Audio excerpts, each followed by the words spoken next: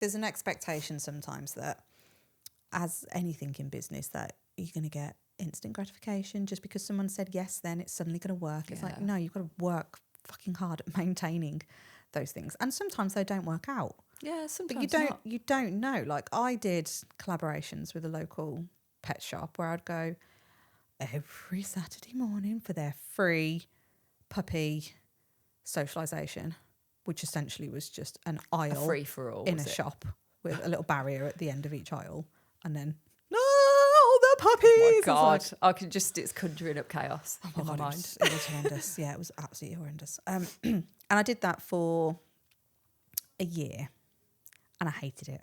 I dreaded going every single week. Yeah, really? Gosh, I wouldn't. I persevered at that for a year because I ended up taking over, going, oh God, I can't be dealing with this. Like, one at a time.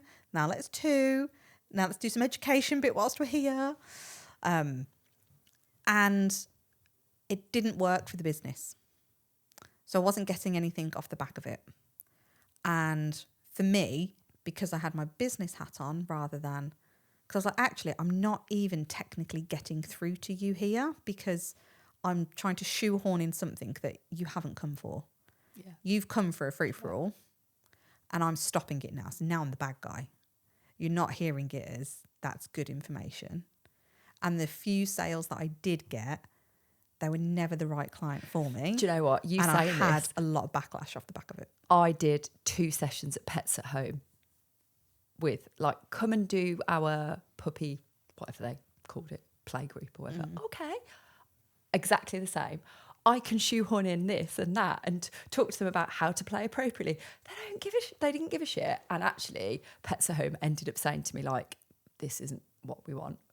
And I was like, I actually don't feel like it's right. It's not a good fit, is it? And like, no. So we ended up parting. It was I did 2.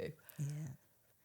No, because it's I think the reason I did it so long was I actually got on really well with the store owner and managers, and they wanted to change it, but it was higher up because it was franchise. Usually the way, yeah. They wouldn't.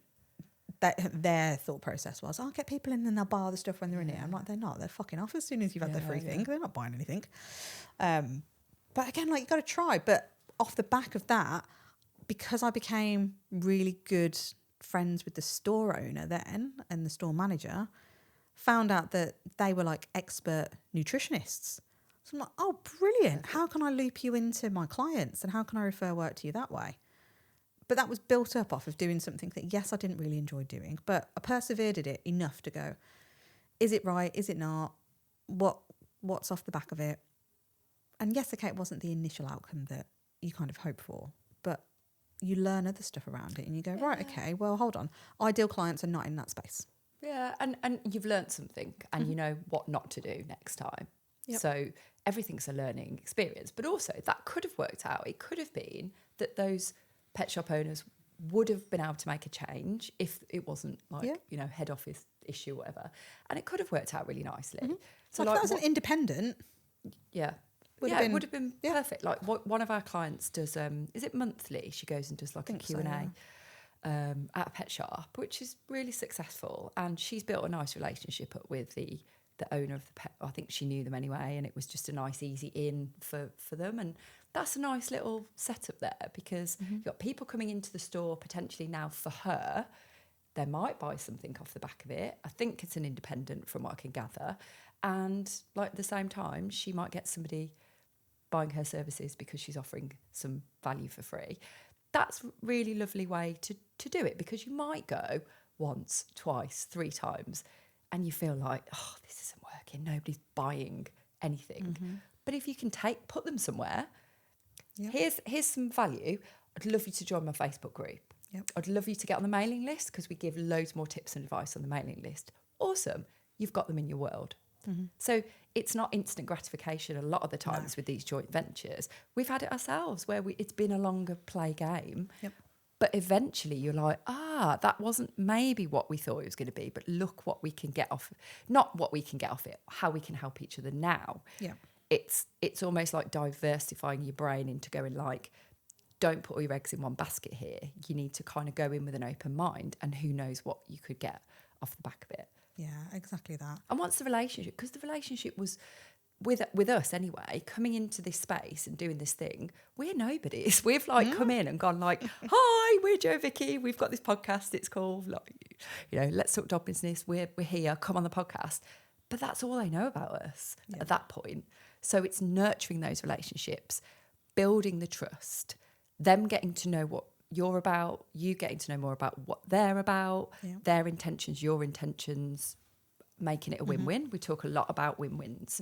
JVs should always be a win-win, because if it's off kilter, you're taking more than you're giving back, that's not right, and vice versa.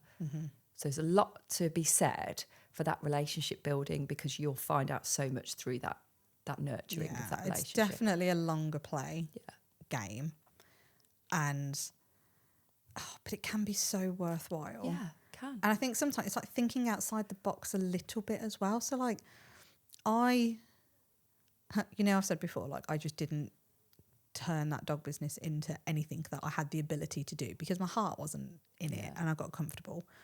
But I had ideas of, when I was working in the in the corporate job, it was in one of these like I was going to say like a high-rise flat, but it's not a high-rise flat at all, but these high-rise like office block buildings, but like a really nice one, like an industrially type look and feel.